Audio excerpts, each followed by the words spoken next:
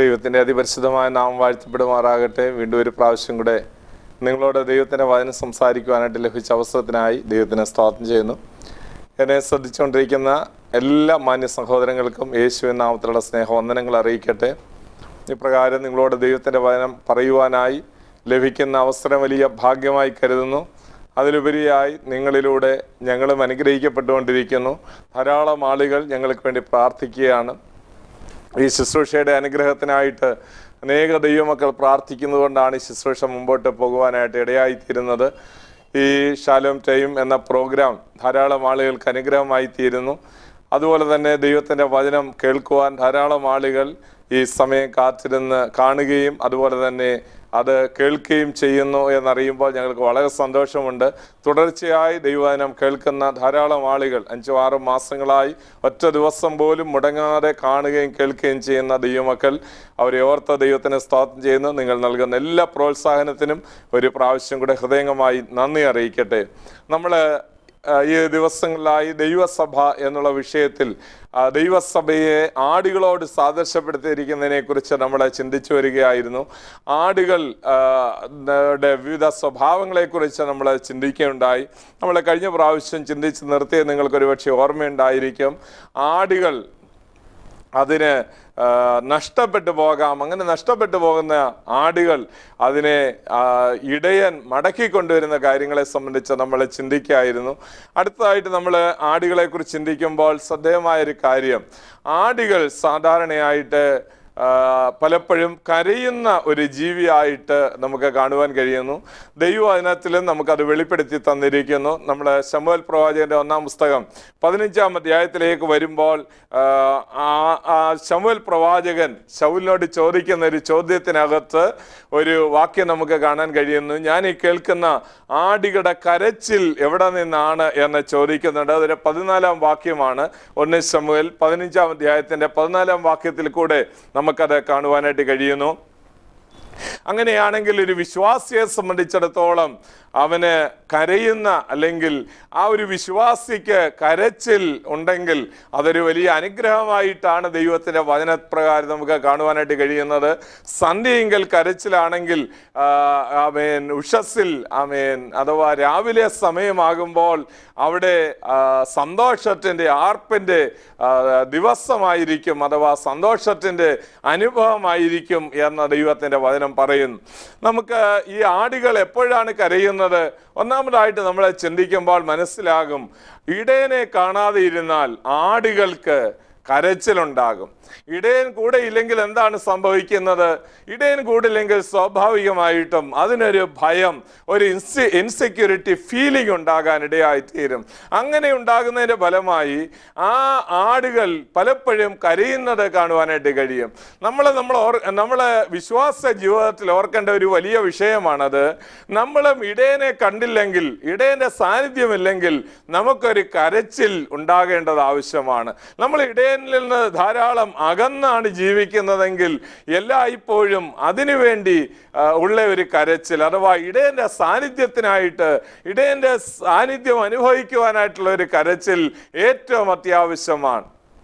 കഴിഞ്ഞ നാളുകളിൽ നമ്മൾ ചിന്തിച്ചുള്ളതുപോലെ തന്നെ ആദാമും ഹവ്വായും പാപം ചെയ്ത് കഴിഞ്ഞതിന് ശേഷം അവരായിരുന്നു ദൈവ സാന്നിധ്യം അനുഭവിക്കാൻ കഴിയാത്തതുകൊണ്ട് ദൈവത്തെ അന്വേഷിച്ചേണ്ട, ദൈവമേ എവിടെയാണ് അങ്ങ് എന്ന് പറഞ്ഞ് അന്വേഷിച്ച് ചെല്ലേണ്ടതിന് പകരം ദൈവത്തിൻ്റെ വചനത്തിൽ നമ്മൾ കാണുന്നത് ദൈവമാണ് അവരെ അന്വേഷിച്ച് വരുന്നത്. അങ്ങനെയാണെങ്കിൽ അവരൊരിക്കലും കരയുന്നതായിട്ടോ അവരൊരിക്കലും ദൈവ സാന്നിധ്യം നഷ്ടപ്പെട്ടതിൻ്റെ വ്യത അനുഭവിക്കുന്നതായിട്ടോ നമുക്ക് അവിടെ കാണുവാൻ കഴിയുന്നില്ല. അതായത് കരച്ചിൽ എന്ന് പറയുന്നത് ഒരു ആടിനെ സംബന്ധിച്ചിടത്തോളം ഇടയനെ കാണാതിരിക്കുമ്പോൾ അതിന് ഭയമുണ്ടാകുകയും അത് കരയുകയും ചെയ്യുന്നു എന്ന് നമുക്ക് കാണുവാൻ കഴിയുന്നു.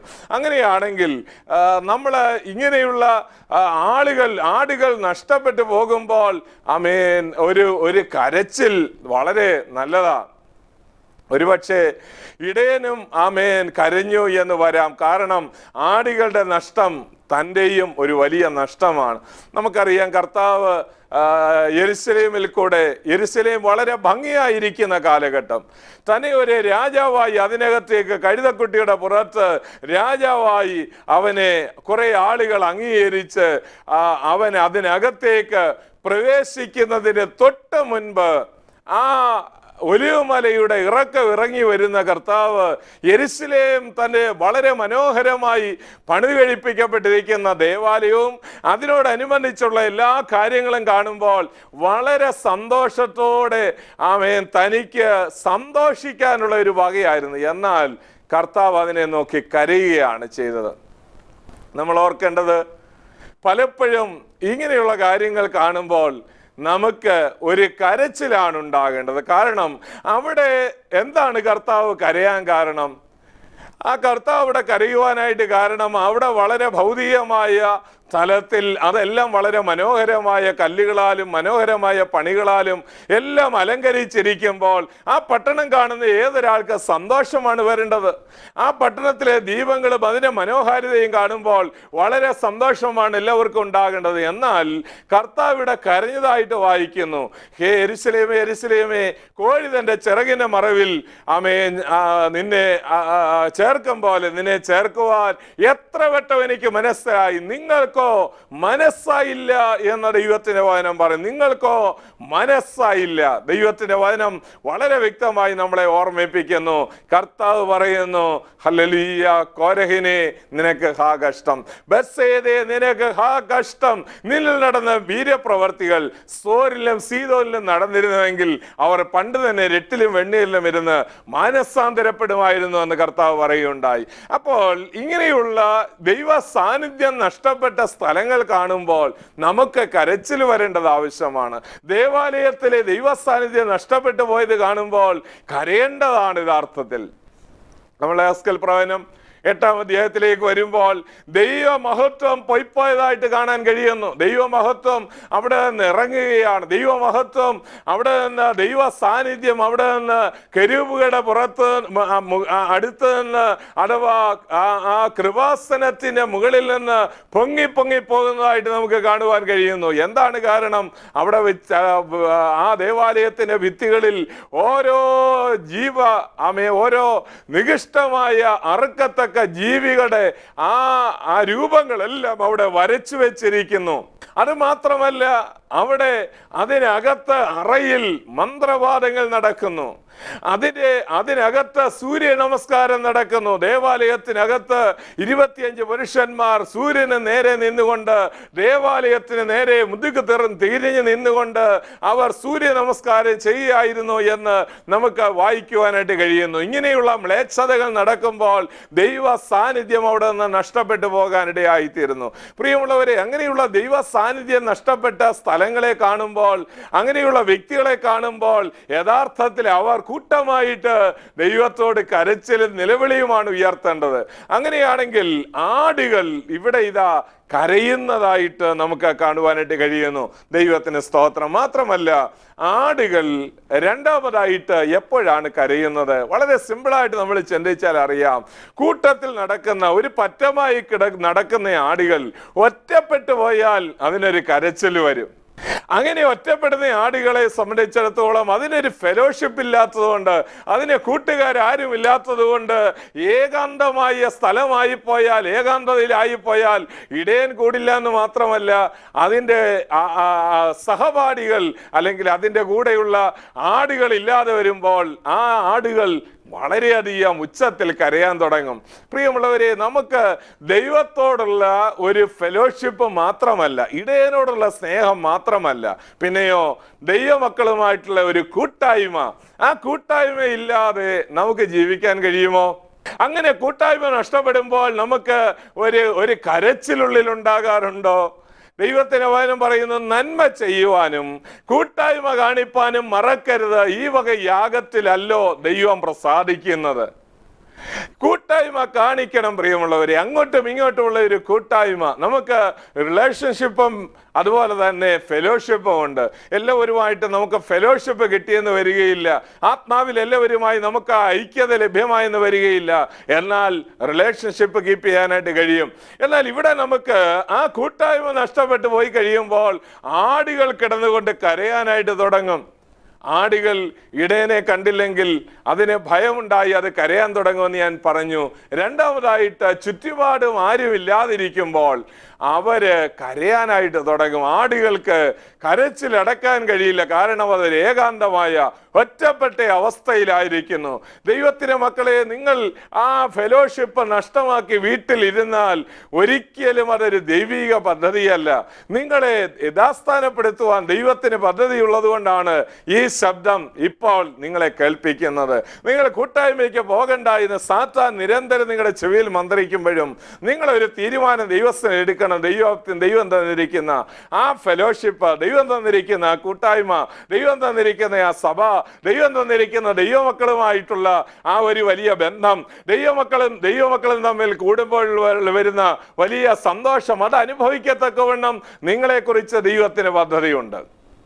അതുകൊണ്ട് അങ്ങനെയുള്ള ഫെലോഷിപ്പ് നഷ്ടപ്പെടുമ്പോൾ ആടുകൾ കരയുക തന്നെ ചെയ്യും. മാത്രമല്ല, അടുത്തതായിട്ട് നമുക്ക് ചിന്തിക്കുവാനായിട്ട് കഴിയുന്നത്, ആടുകൾ എപ്പോഴാണ് കരയുന്നത്? ഒരാടിനെ കുറേ ദിവസങ്ങൾ അതിന് ഒരു ഭക്ഷണം കൊടുക്കാതെ എവിടെയെങ്കിലും ഒന്ന് കെട്ടിയിട്ട് നോക്കുക, ആടുകൾ കിടന്ന് കരയാൻ തുടങ്ങും. ആടുകൾക്ക് വെള്ളം കുടിക്കുവാനും ആടുകൾ അതിൻ്റെ ആഹാരം ഭക്ഷിക്കുവാനായിട്ടുമുള്ള വലിയ ബദ്ധപ്പാടോടെ അത് കിടന്ന് കരയാനായിട്ട് തുടങ്ങും. എന്താണ് കാരണം? അതിന് ആഹാരമില്ല എന്നുള്ളതാണ് കാരണം. ഞാൻ ചോദിക്കട്ടെ, ആത്മീയമായി നിങ്ങൾ ചിന്തിച്ചു നോക്കുക, നിങ്ങളെ പരിപോഷിപ്പിക്കുന്ന ആത്മീയ ആഹാരം ലഭിക്കാതിരിക്കുമ്പോൾ എത്ര പേർ കരയുന്നുണ്ട്? ആത്മാവിൽ ഒരു കരച്ചിലുളവായി വരുന്നുണ്ട്.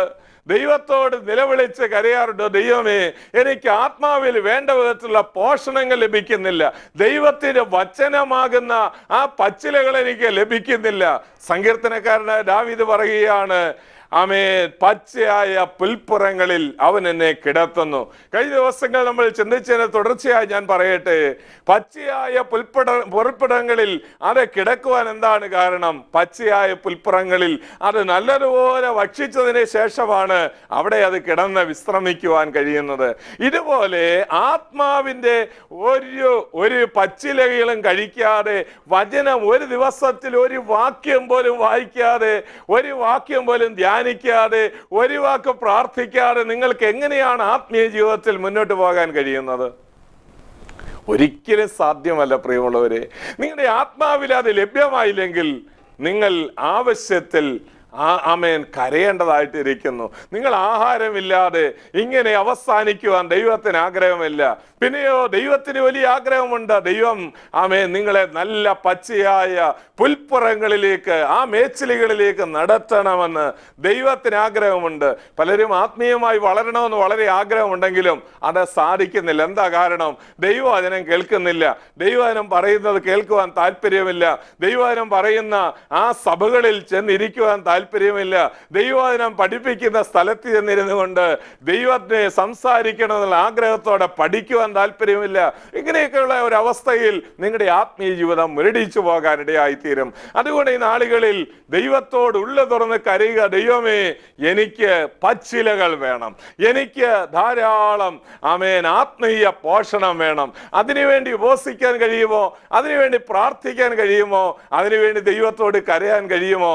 നിങ്ങൾ നല്ല പച്ച മേച്ചിലുകളിലേക്ക് തമ്പുരാൻ നിങ്ങളെ വഴി നടത്തും. നിങ്ങൾ അറിയാത്ത വിധത്തിൽ ദൈവവചനം നിങ്ങളുടെ ഹൃദയത്തിലേക്ക് അതിൻ്റെ ആഴത്തിൽ പതിക്കത്തക്കവണ്ണം നിങ്ങൾ പോലും അറിയാത്ത വഴിയിൽ ദൈവം നിങ്ങളെ നടത്താൻ പദ്ധതിയുണ്ട്. അതുകൊണ്ട് ആടുകൾ, ഞാൻ പറഞ്ഞു വന്നത്, വിശക്കുമ്പോൾ കരയും എന്ന് നമുക്ക് പഠിക്കുവാൻ കഴിയും. അടുത്തതായിട്ട് ആടുകൾ എപ്പോഴാണ് കരയുന്നത്? ആടുകൾ രോഗങ്ങൾ എന്തെങ്കിലും വന്നാൽ, അതിന് ശരീരത്തിൽ അസ്വസ്ഥതയുണ്ടെങ്കിൽ, ശരീരത്തിൽ വേദനയുണ്ടെങ്കിൽ അത് കരയാൻ തുടങ്ങും പ്രിയമുള്ളവരെ. അത് കരയുന്നതിന്റെ കാരണം മറ്റൊന്നുമല്ല, അതിന്റെ ശരീരത്തിൽ വേദന സഹിക്കാൻ വയ്യാതെയാണ് അത് കരയുന്നത്. അതിന് ശരീരത്തിൽ വേദന ഉളവാകുന്നത് കൊണ്ട് അത് കരയാനിടയായിത്തീരുന്നു. ഞാൻ ചോദിക്കട്ടെ, നിങ്ങളുടെ ജീവിതത്തിലും ദൈവസന്നിധിയിൽ ഇടയനെ ആ ഇടയനെ കാണാഞ്ഞിട്ട്, അതുപോലെ തന്നെ ഹല്ലേലൂയ ഇൻസെക്യൂരിറ്റി ഫീലിംഗ് ഉണ്ടായിട്ട്, ഒറ്റപ്പെട്ട അവസ്ഥയിൽ, വിശക്കുന്ന അവസ്ഥയിൽ മാത്രമല്ല, നിങ്ങൾക്ക് എന്തെങ്കിലും വേദനകൾ വരുമ്പോൾ, ഹൃദയത്തിൽ വേദന വരുമ്പോൾ കരയണം പ്രിയമുള്ളവരെ. ദൈവത്തിന്റെ സന്നിധിയിൽ മാത്രം കരയുക. ലോകത്തിന് മുമ്പിൽ കരഞ്ഞാൽ ലോകം നമ്മളെ കളിയാക്കിയെന്ന് വന്നേക്കാം. എന്നാൽ ദൈവവചന പ്രകാരം കരഞ്ഞിട്ടുള്ളവരെല്ലാം അനുഗ്രഹം പ്രാപിച്ചിട്ടുണ്ട്. യാക്കോബിനെ നമ്മൾ ശ്രദ്ധിക്കുമ്പോൾ അവൻ എല്ലാം ഉണ്ട് ഭൗതിക തലത്തിൽ.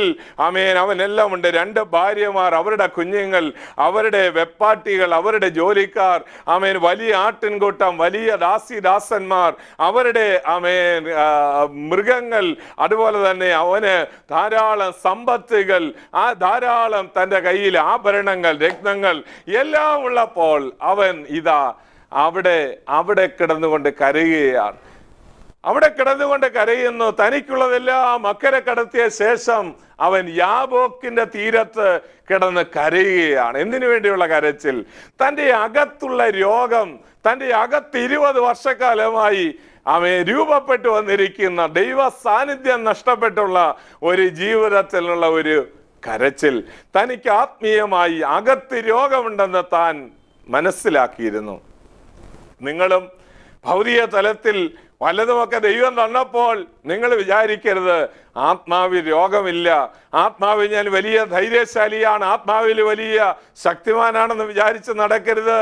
ദൈവത്തിന്റെ വചനം പറയുന്നു, ഞാൻ സമ്പന്നനായിരിക്കുന്നു, എനിക്കൊന്നിനും മുട്ടില്ല എന്ന് പറഞ്ഞുകൊണ്ട് നീ ദരിദ്രനും കുരുടനും അരിഷ്ടനും ആകൊണ്ട് എന്ന് നമ്മൾ വെളിപ്പാട് പുസ്തകം 3-ാം അധ്യായത്തിന്റെ 17-ാം വാക്യത്തിൽ വായിക്കാൻ കഴിയുന്നു. അതുകൊണ്ട് കുരുടനായിരിക്കുമ്പോൾ അവൻ നഗ്നനാണെന്ന് കാണാൻ കഴിയുന്നില്ല. അവന് അരിഷ്ടനായിരിക്കുമ്പോൾ അവൻ പറയുന്നു ഞാൻ സമ്പന്നൻ, എനിക്കൊന്നിനും മുട്ടില്ല. ഇവിടെ നമുക്ക് വായിക്കാൻ കഴിയുന്നത് ഹല്ലേലൂയ ആ അവസ്ഥയിലായിരിക്കുന്ന ലവദോക്യ സഭയിലെ ആളുകളെ പോലെ ഭൗതിക തലത്തിൽ എന്തെങ്കിലുമൊക്കെ ദൈവം തന്നു എന്ന് വിചാരിച്ച് നിങ്ങളാരും വിചാരിക്കരുത്. ആത്മീയമായൊരു കുഴപ്പവുമില്ല എന്ന് വിചാരിച്ച് മുമ്പോട്ട് പോകരുത്. യാക്കോബിന്റെ അകത്തുള്ള വേദനയും അകത്തുള്ള രോഗവും അവന് നല്ലതുപോലെ അറിയാമായിരുന്നു. അതുകൊണ്ട് അതിൻ്റെ ഒരു സൗഖ്യത്തിന് വേണ്ടിയാണ് ദൈവസന്നിധിയിൽ അവൻ കിടന്നുകൊണ്ട് മല്ലു പിടിക്കുന്നത്. അവന് ദൂതനോട് പൊരുതി ജയിച്ചതായിട്ട് വായിക്കുന്നു. അവനങ്ങനെ മല്ലു പിടിക്കുമ്പോൾ ദൈവം എന്തായിരുന്നു മൗനമായിട്ട് അവനോട് പറഞ്ഞത്? നിനക്ക് ഞാൻ അനുഗ്രഹം വെച്ചിട്ട് കുഞ്ഞേ. അവൻ മല്ലു പിടിക്കുമ്പോൾ ദൈവം അവനോട് ചോദിക്കുകയാണെന്നിരിക്കട്ടെ, നിനക്ക് എന്ത് അനുഗ്രഹമാണ് വേണ്ടത്? നിനക്ക് എന്ത് അനുഗ്രഹത്തിന്റെ കുഴപ്പമാണ്? ഭൗതിക തലത്തിൽ എല്ലാവിധ അനുഗ്രഹങ്ങളും അവന്റെ മേൽ ദൈവം വർഷിപ്പിച്ചു കൊടുത്തിരിക്കുന്നു. അങ്ങനെയുള്ള ഒരു അവസ്ഥയിൽ അവന് അനുഗ്രഹത്തിന് വേണ്ടി കാത്തിരിക്കുകയാണ്. അവൻ പറയും, ഭൗതികമായി ഒരു അനുഗ്രഹവും ഇനി എനിക്ക് വേണ്ട. ഭാര്യമാരുണ്ട്, കുഞ്ഞുങ്ങളുണ്ട്, കുടുംബജീവിതത്തിന് സന്തോഷമുണ്ട്, ആടുമാടുകളുണ്ട്, ദാസിദാസന്മാരുണ്ട്, അനവധി സമ്പത്തുണ്ട്, അനവധി ധാരാളം ആഭരണങ്ങൾ തൻ്റെ കൈവശമുണ്ട്. അതുപോലെ തന്നെ എല്ലാം അവൻ്റെ കയ്യിലുണ്ട്. അപ്പോൾ അവൻ പറയും, എനിക്കൊരു കാര്യമില്ല, എനിക്ക് ദൈവവുമായിട്ടുള്ള ബന്ധത്തിലുള്ള ആ ഒരു വലിയ ശക്തി എൻ്റെ ആത്മാവിലില്ല. അങ്ങനെയാണെങ്കിൽ ആത്മാവിൻ്റെ ആ രോഗം ഓർത്ത് കരയുവാൻ ഈ നാളുകൾ ദൈവം നിങ്ങളെ സഹായിക്കട്ടെ. നിങ്ങൾ ആത്മീയ ജീവിതത്തിൽ നല്ല ശക്തിമാനായി മാറണമെന്ന് ദൈവത്തിന് ആഗ്രഹമുള്ളത് കൊണ്ട് വിശുദ്ധനായ ദൈവം പറയുന്നു, നിങ്ങൾക്ക് ആത്മീയ സമ്പത്തുണ്ടാക്കുവാനായിട്ട് ദൈവം ഹല്ലേലൂയ ആഗ്രഹിക്കുന്നു. അഥവാ ആത്മീയ രോഗം മാറി ആത്മീയ ആരോഗ്യം വരുവാനായ ദൈവം ആഗ്രഹിക്കുന്നു. ഭൗതിക തലത്തിൽ നമ്മൾ രോഗസൗഖ്യം വളരെ ആഗ്രഹിക്കാറുണ്ട്, അത് നല്ല കാര്യം തന്നെയാണ്. സമ്പത്തുണ്ടാകാൻ ആഗ്രഹിക്കുന്നു, അത് നല്ല കാര്യം തന്നെയാണ്. സ്ഥാനമാനങ്ങളും ഒക്കെ ആഗ്രഹിക്കാറുണ്ട്. എന്നാൽ ആത്മീയ തലത്തിൽ നമ്മൾ എത്രമാത്രം ഇതിനു വേണ്ടിയൊക്കെ ആഗ്രഹിക്കുന്നു എന്നുള്ളതിനനുസരിച്ചായിരിക്കും ദൈവം നമ്മളെ അനുഗ്രഹിക്കുന്നത്. നമ്മളെ ദൈവത്തിന്റെ വചനം വായിക്കുമ്പോൾ നമുക്ക് പലരെയും അങ്ങനെ ഉദാഹരണമായി എടുക്കുവാനായിട്ട് കഴിയും. ഇന്ന് എൻ്റെ ശബ്ദ പരിധിക്കുള്ളിൽ നിങ്ങൾ കേട്ടുകൊണ്ടിരിക്കുമ്പോൾ ആത്മാവിൽ ആ വിശപ്പില്ലാതെ ഒരവസ്ഥയിലാണോ നിങ്ങൾ ജീവിക്കുന്നത്? ദൈവവചനം കേൾക്കുവാൻ താല്പര്യമുള്ള ഒരു നാളിൽ രക്ഷിക്കപ്പെട്ടു, ഒരു നാളിൽ സ്നാനപ്പെട്ടു, ഒരു നാളിൽ പരിശുദ്ധാത്മാവിന് നിറവ് പ്രാപിച്ചു, ഒരു നാളിൽ ദൈവസഭയിൽ വളരെ ആക്റ്റീവായിരുന്നു, എന്നാൽ ഇപ്പോൾ പിന്മാറിപ്പോയിരിക്കുന്നു. മാത്രമല്ല ആ ഒരവസ്ഥയിൽ നിത്യനാശത്തിലേക്ക് പോകുന്ന അവസ്ഥയിലാണ് നിങ്ങൾക്ക് ഉള്ളിൻ്റെ ഉള്ളിൽ അറിയാം. ഇന്ന് മടങ്ങി വരുവാനുള്ള ഒരു നല്ല അവസരമാണ്.